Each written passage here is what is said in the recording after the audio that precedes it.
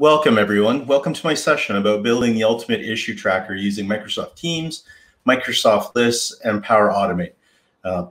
Like we saw at the outset of the introduction, my name is Norman Young. I'm coming to you from a very sunny St. Catharines, Ontario, Canada. It's okay if you don't know what St. Catharines is or where it is. If I look out this window, I can see some of the mist coming up from Niagara Falls. And if I look out the other window, I can see the skyline of Toronto. So I'm kind of between places, but I'm very happy to be living in St. Catharines, especially on a nice sunny day like today. We're going to talk about these technologies that I'm passionate about, and it's the Microsoft Lists and Power Automate. And so let's take a closer look at Microsoft Lists in the context of Teams. And as part of the Microsoft List rollout, there was a number of ready-made templates, including the issue tracker. And the intention there was to give you a head start when building up your own solutions. In this particular one, it allows you to track and manage issues and bring them to a close visually with some of the column formatting and some of the built-in things that is there. So as we're seeing, we'll start clicking through the demo. I'm in a Microsoft Teams team. I've gone in to add a new app for Microsoft Lists, and this in turn will create a tab for us. I'm in the experience now where I'm selecting the issue tracker, and you see all these other templates that are available to us.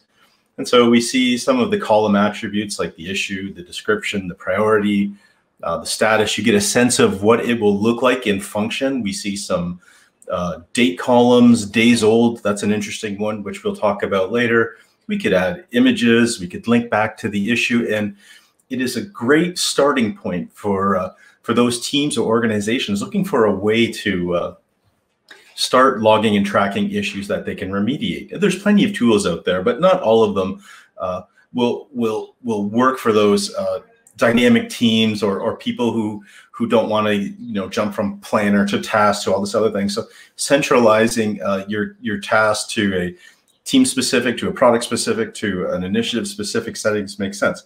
So as we scroll through, we get this template. It's delivered. It's in the context of Teams. This is our hub for teamwork. We don't have to go to a separate app or a different site unless we wanted to. We still have those options, of course. And just like that, we were able to get our one step forward and bring the ability to track issues intelligently using the issue tracker in our team. It's a great choice, and it's a great way to start. And like all Microsoft products that are coming out now, the intent is to give you a starting point and then extend it to meet your requirements to suit your team's working ability. So we'll use this out of the box experience, but we'll add more value, and we'll do that by adding new columns.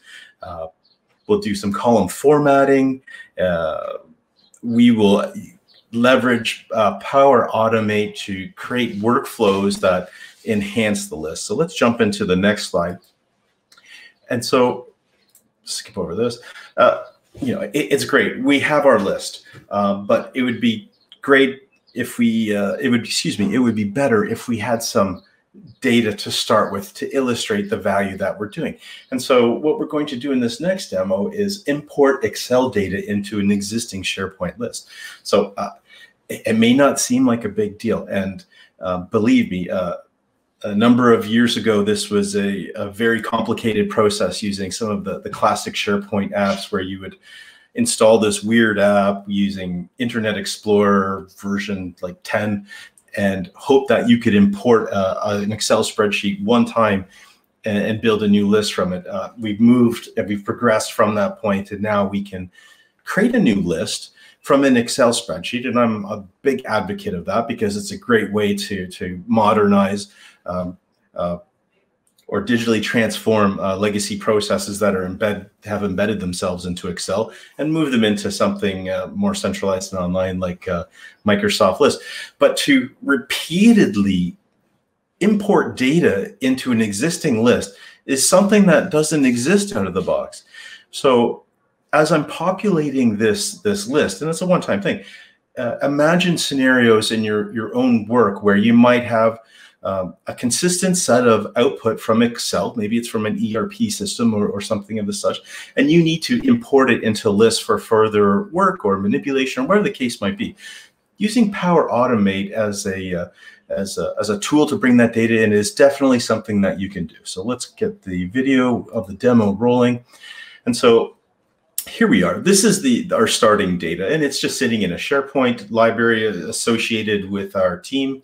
And you'll notice in the Teams experience, there wasn't many options for us to use Power Automate. So I've jumped into Microsoft List, and now we can see we have more command bar functions, including Automate, Power Apps. So I'm going to hop into Power Automate, and I'm going to create a scheduled Cloudflow. Because this is a one-time import for our purposes, we're just using a scheduled flow, which simply means it runs on a timer. If you had a repeated cadence or cycle of when you were going to import the data, you would set this trigger accordingly. But for us, we're just doing a one-time thing. So first thing we're going to do is find our data. It sits in Excel. So it sits in the SharePoint site. So I'm just copying the URL. I'll put that into the location, and then I'll navigate through and find the file through the document libraries. And while we're doing that, I'll recaffeinate. So it's sitting in the documents. I can browse with this nice user experience. I find my file. Very important that your data has been formatted as a table. So Excel and Power Automate know how to interpret that column data. Now, I need to create a variable. I need to create this variable to store my date. My Excel sheet has one date. If I had multiple dates, I'd have to make multiple corresponding variables. So in this case, I'm calling it var date. It will be a string.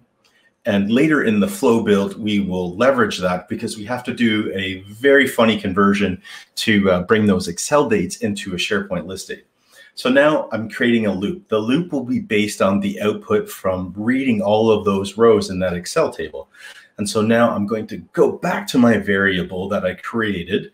You'll notice that I'm taking the time to rename all of my steps when I remember to. And the idea there is that if I have to reference the output from these actions or variables, whatever the case might be, I need some type of clue to let me know that this is the right output that I want to be manipulating or leveraging. So it's a best practice to start renaming your variables, your actions, and all of these things that make sense with what you're doing. So I've taken the date from Excel and I've assigned it to the variable. Now I'm going to start creating the item. So I'm going to go back to my list SharePoint address. I'm pointed to the issue tracker list. And so now it's a matter of lining up the Excel columns to the list columns. So the big assumption here is that you do have that mapping. The data coming out into Excel is going to actually line up with what is expected in the list. It can't be random. It has to be something very consistent and standardized for you to leverage. You'll see that anytime that there's a status value, sorry, a value column, which is like a pick list or a lookup value, I have to override the choice and go with custom settings. Here I'm doing the funky stuff with the dates. So I'm using this expression and I'm going to add days, and I don't know where this formula came from, but this is what's required to convert an Excel date. We use the year 1899, December 30th. We convert our string date variable into an integer, and then we format it to year, month, day, and that will present back the correct date from Excel converted into list. So the final things we have to do is just do the issue source and the issue logged by. So I'm doing a custom value. This is a name column or a person column in SharePoint doc. It's taking it as text. So it's, perhaps it says Norm Young. It's going to add it to the list, but it will resolve that name. If there was two people named Norm Young, then we'd have some conflicts. We might have to approach that differently. But in this case, there's only one in my tenant, so the odds of it resolving correctly are good. So I've tested, I'm running, and now it's looping through all of the rows in that Excel spreadsheet, and we see that we're all green. And just like that, we have all of this data now in our list, and now we can start extending the rest of the solution. For our purposes, it's to illustrate and have some data to test and demo with. A takeaway for you is to consider how you can move any type of file-based data, CSV, JSON, Excel, and move it into different areas. It's very much like what you'd expect to see in the data warehouse world, where you're extracting, transforming, and loading data. This is very lightweight. This is like an integration, if you will. You can create an integration using Power Automate. Enterprise grade integrations might have dedicated tools, especially for those who are in the ERP space. You might be using something specific to that vendor. But for others who have this amazing toolbox of Microsoft 365, you have these types of things at your disposal where you can extend and use. And it's a great way to bring value and automation to your business processes.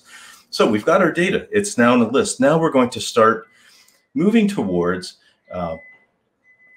skip over that. Now we're going to update the issue tracker. So we've got our template. We've got our data. We see what it looks like, but there are some things that stood out as missing. One of the things that I think is missing is the ability for teams to make collaboration or content in the context of that item. So adding a simple comments column will address that. And you may have noticed I had the append the values to the existing. That's just so we can have a lineage of data. I'm looking at this days old column, and I'm assessing the column formatting. Anything greater than 30 days, it gets special formatting. So we're going to copy that forward. But what I want to point out is it's based on a calculated column, and this is interesting. This is comes from the classic SharePoint space, but it's going to calculate those days old, regardless of whether the issue is closed out or whatever. Like if it's not open, it's going to, it's always calculating, excuse me. And that doesn't make sense. If the status of an issue is complete, why do we care about the date anymore? So what we're going to do is create a new days old column. We're going to roll forward the same conditional formatting that we saw on the original days old, but we're going to add some more logic through Power Automate to only calculate that days old value when the issue is still active. And so I'm going through this business of formatting the columns, and I'm essentially copying what we saw in the delivered one. It's a nice format. It draws visual attention. It's got a fill color. It's got an icon. It's got all of this other stuff that lets you know that, hey, business process rules are kicking in. We're over this thing. So now I'm creating a due date column. And the due date column is just so practical. People raise an issue, and there's a very good chance that they have a date where they're going to need that back. The due date, and I pre-populated it here. I'm going to do some more column formatting. And in this case, I'm going to make it so if it's still an active status item, then we're going to draw some visual attention to it by formatting it. Excuse me, the due date column and the assigned to column become the anchor points for the rest of the value that we add to the solution. So a due date gives us something to trigger on. We can say, like, are we approaching that date? Have we exceeded that date?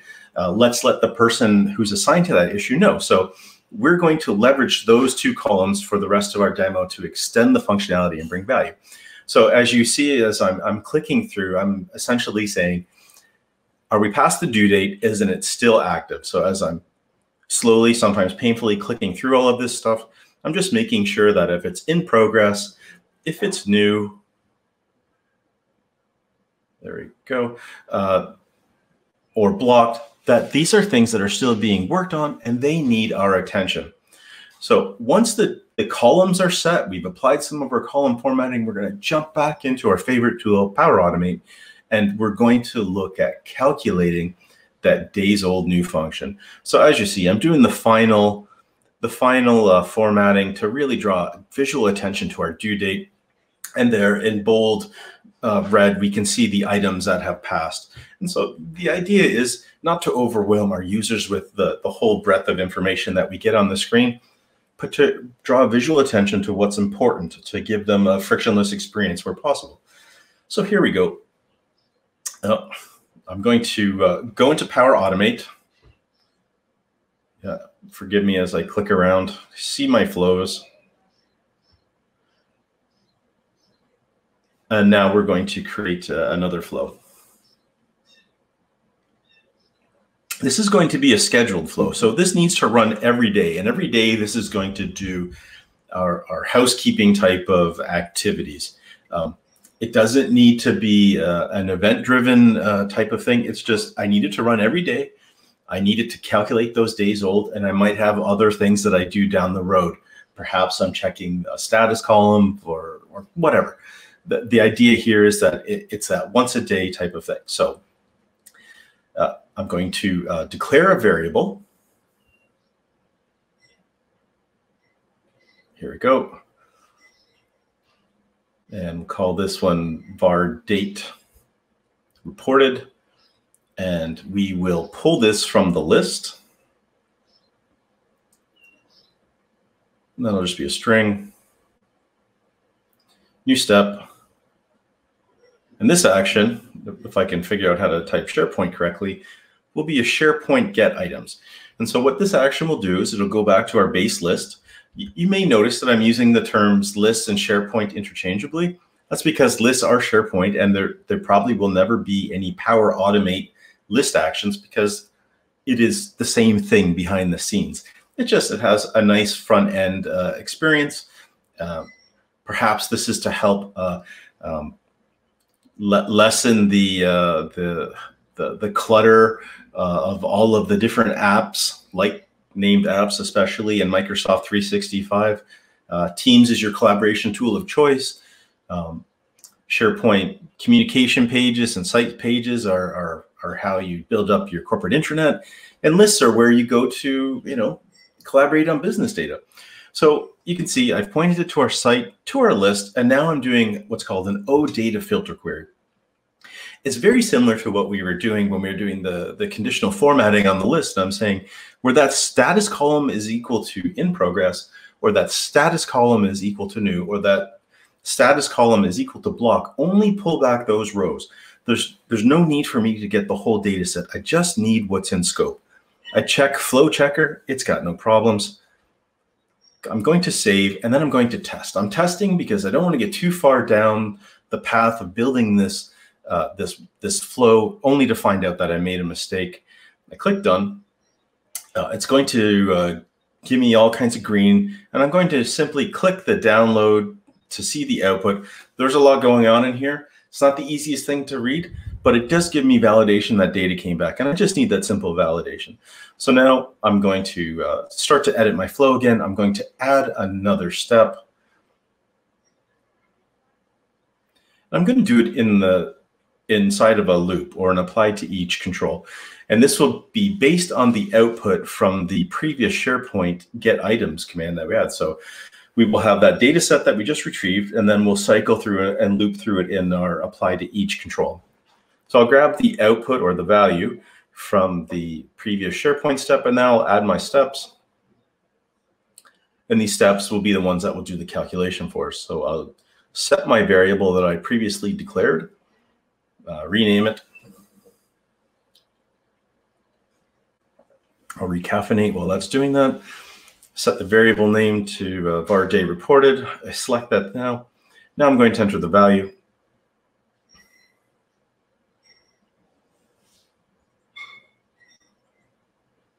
Steve, any questions coming in from our friends that are watching? Please bring them up at any time. I'm happy to speak to them. Also curious to know where our viewers are coming from today. If anyone wants to share where they're viewing from today, that would be interesting as well. So now that I've set my var date reported, I'm going to go back into SharePoint and I'm going to update that days old new column.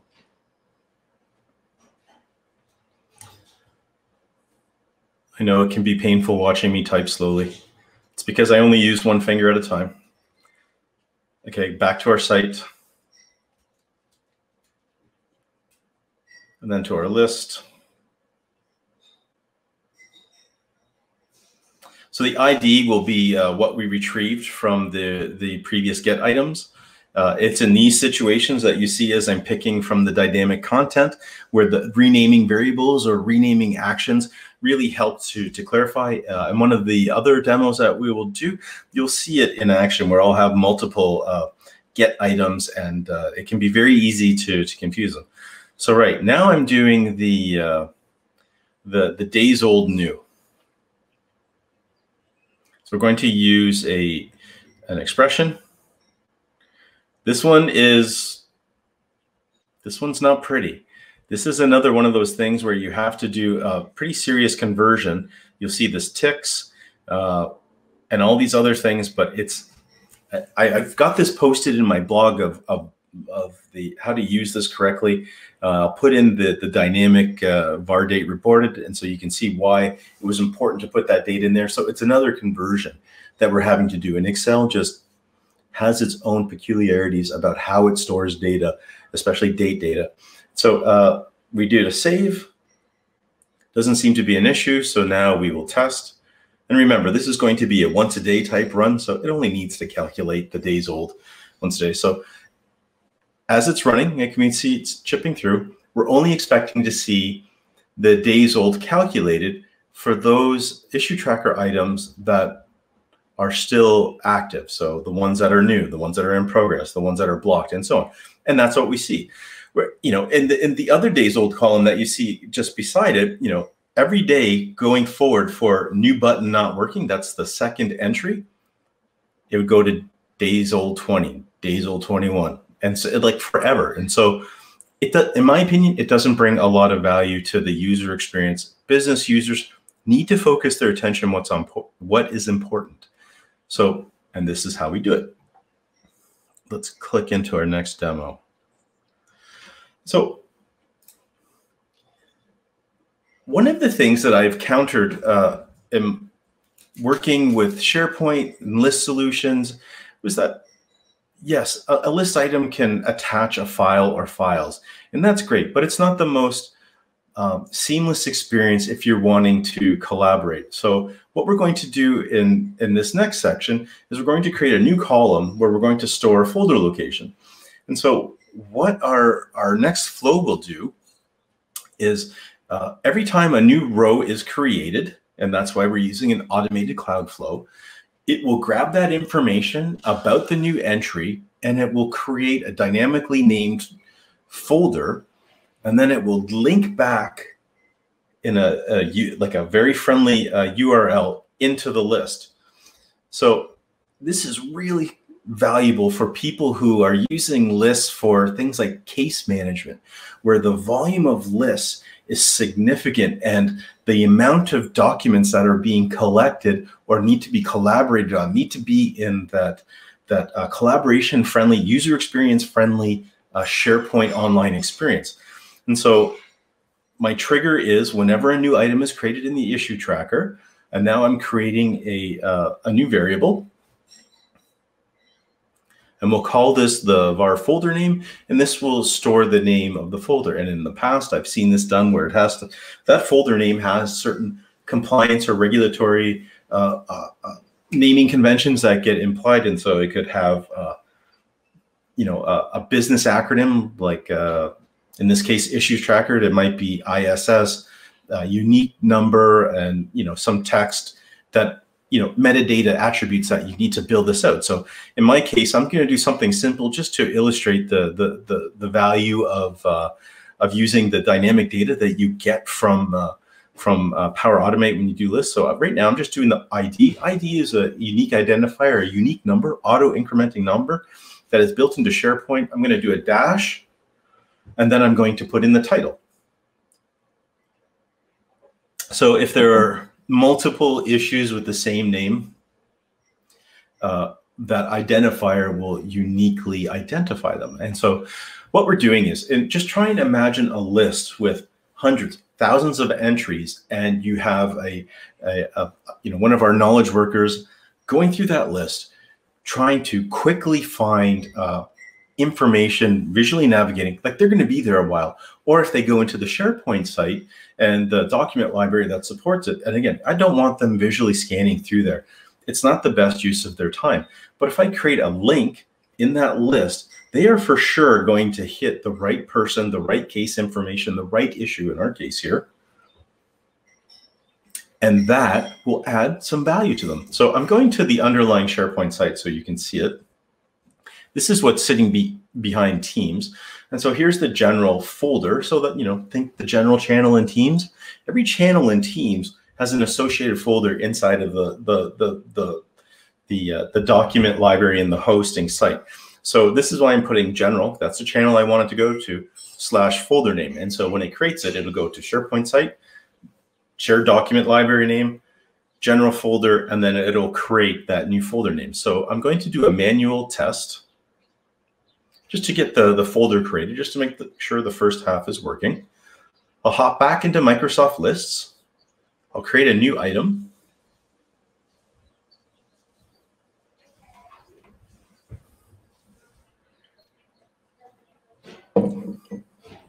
And we'll look over to Power Automate, and we'll see that it created it correctly.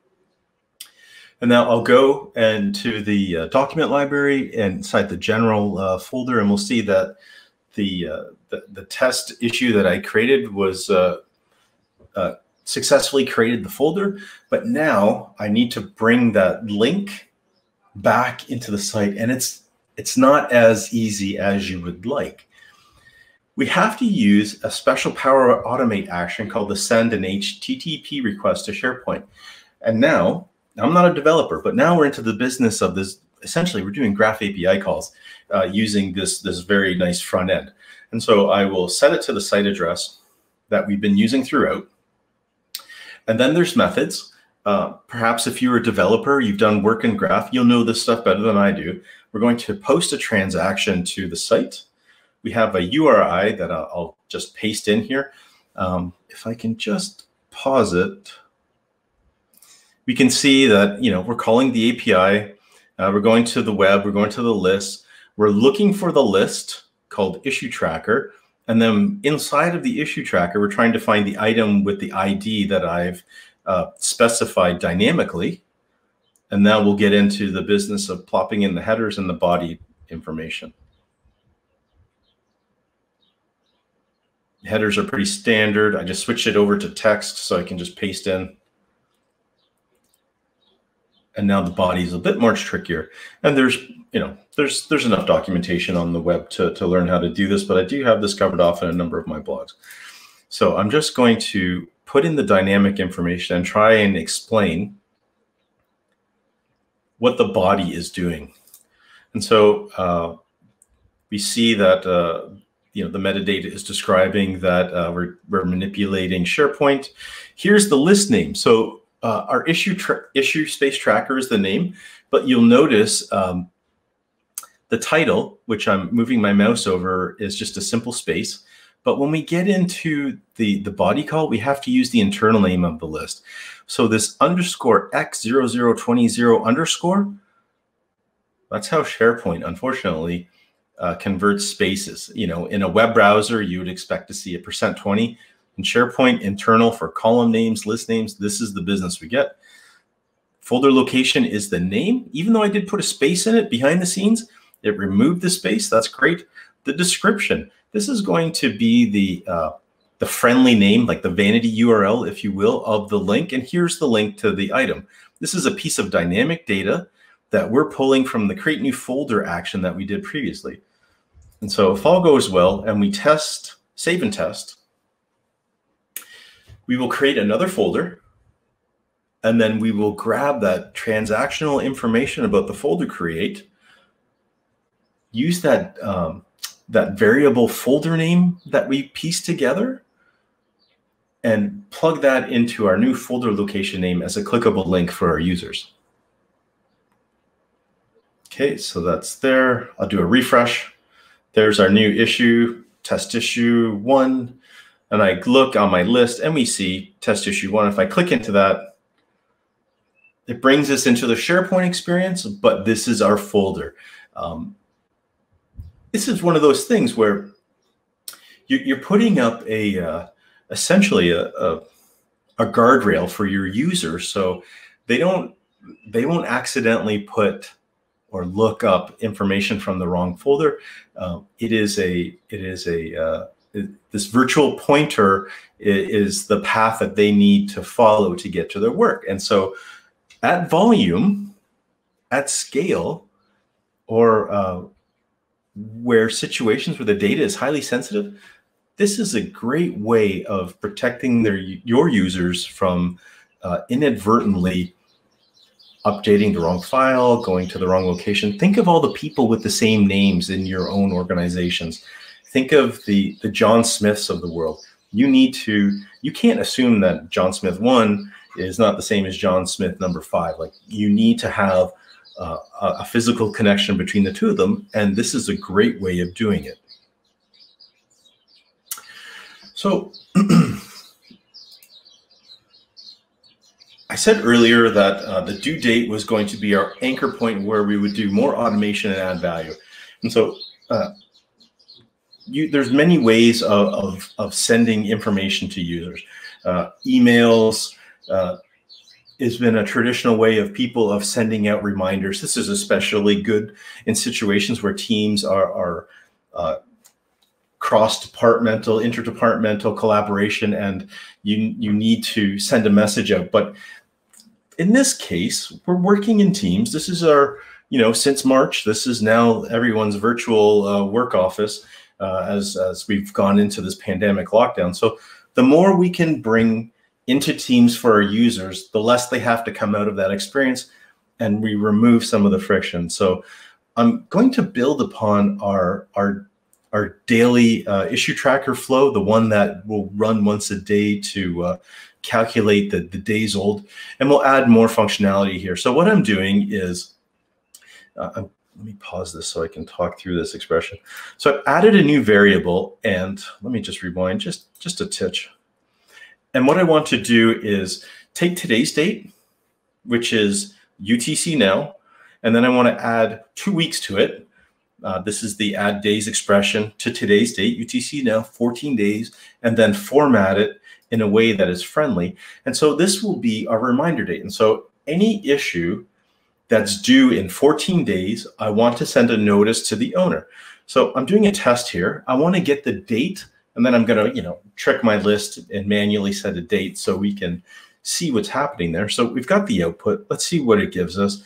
So 3/21 is the date that I need to plug in.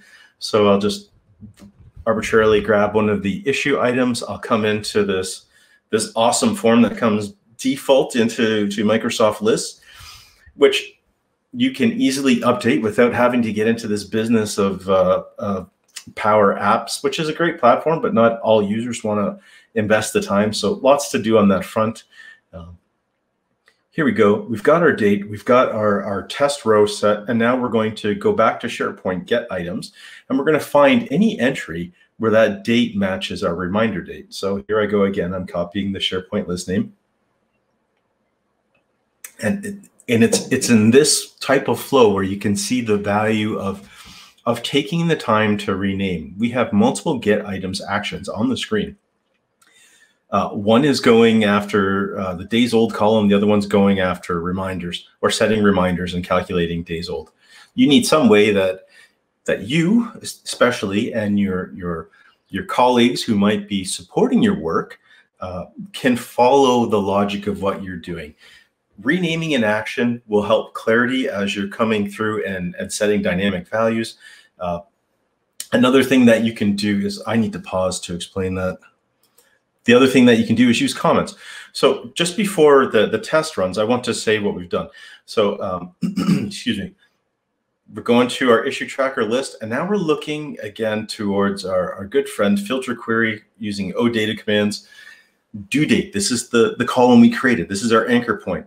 It must be equal to the reminder date. So that, I think that was March 21 in our example. But what you may or may not be able to see on the screen because of the resolution are those single quotes that encompass this. Is so important. And because it's so small, it's easy to miss them. So we do another test.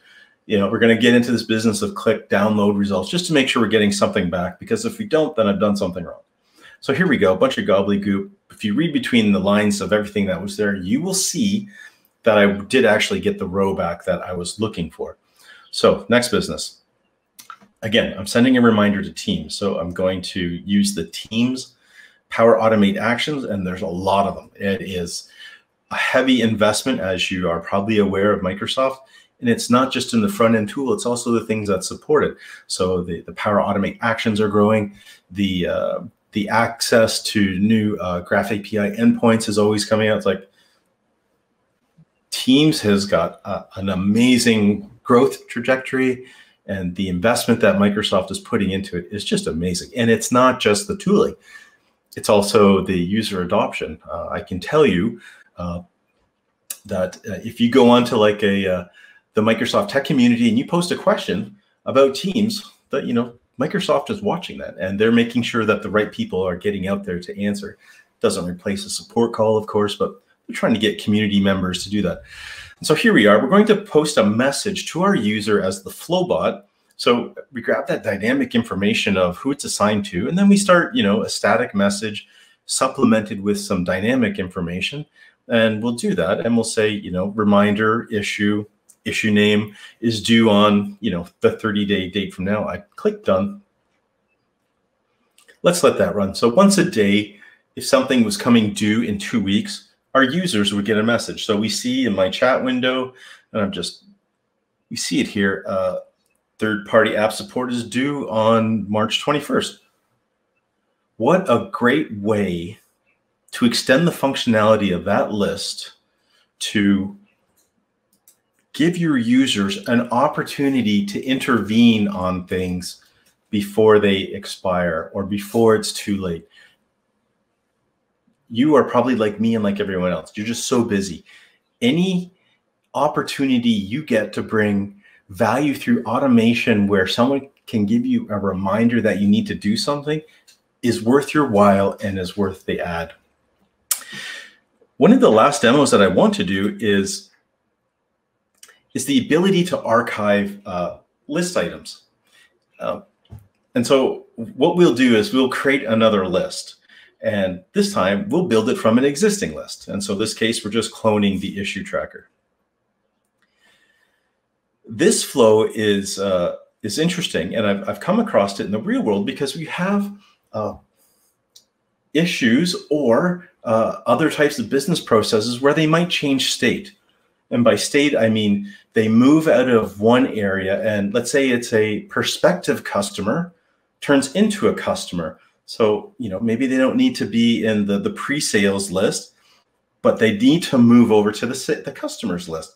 So in this way, we can move the right metadata over and then, either hide, delete, or whatever you think is appropriate, the source list. So this is a great Power Automate pattern in list for dealing with changes in state, where one bit of information needs to move over to another to continue down that process. So what I've done is I need to rewind just a sec because I think I glossed over it too quickly here. Bear with me. Here we go. This is the part I wanted to make. So this is called an instant flow. So this means that it's like a button transaction. It could be on a Power Apps. It could be on a number of things. It could be on the Power Automate app on your phone. And the trigger here is like you are physically pressing a button. You are physically doing something that initiates that. And so in our case, we're saying for a selected item in SharePoint, run this command. So let's continue the demo. So for the selected item, then I'm going to copy my issue tracker site address again.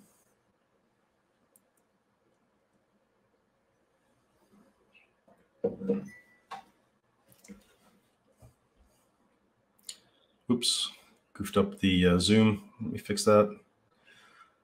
All right, so we'll point it back to my list. And I used the wrong URL, so let me update that. Sorry about that, folks. Let's do the issue tracker. Issue tracker is our source, so I'm going to rename it accordingly.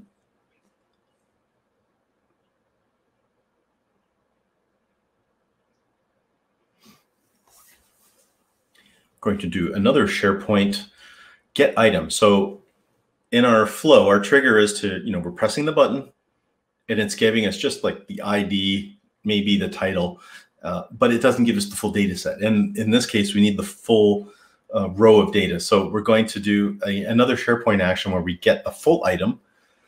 And here, again, we're always pointing it back to our SharePoint site, our list name, but the ID with the asterisk that you see with the red, that is going to come from our selected item. So here we go. And so now that is going to give us all the information we need. It's the full contents of the row inside of the list. And now we're going to do another action, another SharePoint, and this will be a create item. And so this will be towards our destination, so our issue tracker archive. There we go. It'd be the same site, but this could be cross-site collection if you had the right permissions to do so. Here we go. I first saw this working in higher education, and they had case type of information that was going from short-term to long-term states, and this was the great way to achieve it. And I've also seen it in other situations where people need to remove the item from the current operational list and move it into a historical archive. So they want to delete it without doing that full delete. They still want the ability to retrieve that information for audit purposes. So again, just like we imported Excel, we're lining up our columns. We don't have to do anything fancy with Excel dates this time out. We're going list to list, so it should be fine. And if you're in the Power App space, you're probably familiar with doing these button flows. They're literally just the tooling that sits behind those buttons that go off and do automation for you.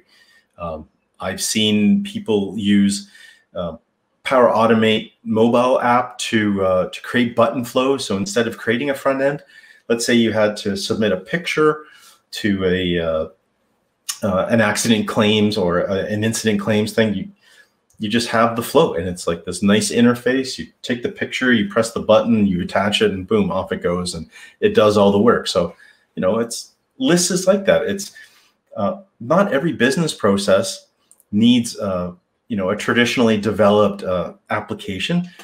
You can use something like lists. You empower your users. Lists is the application platform that they're using, and the data is the tooling.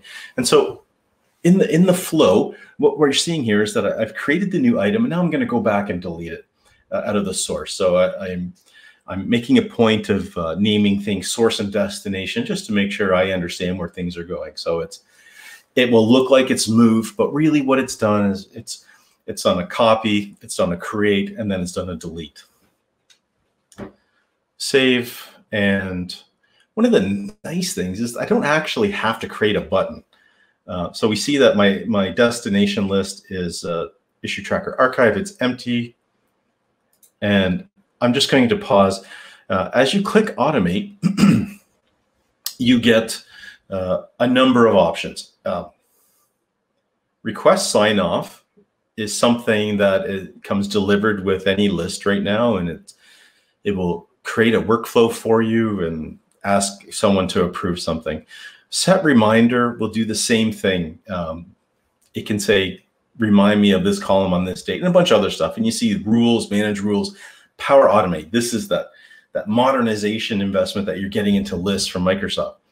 But what you will see in the middle, it's issue tracker archive. That's the name of the flow we just created. So any button flow associated to a list will show up here. So I don't have to I'm giving my users a tool through configuration without having to build a button for them. So you can see the flow is started. Give that a second to run. And if I go over to my archive, we'll see that this duplicate entry was moved. And if I just do a screen refresh, it's gone. So lots of functionality we're extending. And there's so much more that you can do out of the box on that front. So, what did we do? We took Microsoft lists, we put it in the context of our team. Microsoft likes to call teams the hub for teamwork. And that really is true. I mean, I don't think I spend time outside of Teams ever since the quarantine and COVID came down in March. Like, having my work inside of Teams and extending the functionality of Teams is a great thing to do for users. Not everyone has ultra-wide monitors, multiple monitors. A single screen with all the work in there without having to tab out or go to a different window adds value to users just by doing that. We took Microsoft Lists, added it as an app to our team. We took that delivered issue tracker template where others have invested the thought, the energy into building out a really good starting point that meets most people's needs. And then we looked at customizing it to suit our needs. So here we are, and as I'm just playing through, we've taken this base list, and again, we found a shortcoming or two that we addressed for our purposes. We import data, great opportunity for repeating this process to move data around as an integration. We've done things like add the due date to create an anchor point and added column formatting to it. It gives people a point to work to. It's a very realistic thing to add to the list. Days old are new, has more logic to it, and only calculates going forward. We have this folder location, a very user-friendly way and a guardrail, as I called it before, to get users from that source list over to that document collaboration area safely. We have that archive button that we saw, and we've really extended something quite small, and honestly, we could continue this. One of the great things is that we've given our users opportunity for intervention before things are due or expire by sending them a friendly reminder to get them ahead of that issue. And so by using the out-of-a-box experience with an eye on configuration over customization, we've really extended issue tracker. And is it the ultimate issue tracker? Well, I don't know, but I do know that I was able to use tools at my disposal to add a tremendous amount of value to let my users work on what's important, not the platform, but getting the job done. And so I hope that you can also find opportunities to bring value to your customers by using these out-of-the-box experience, by understanding their needs and bringing things forward. So I'm probably coming up to the end of my time. Thank you for listening.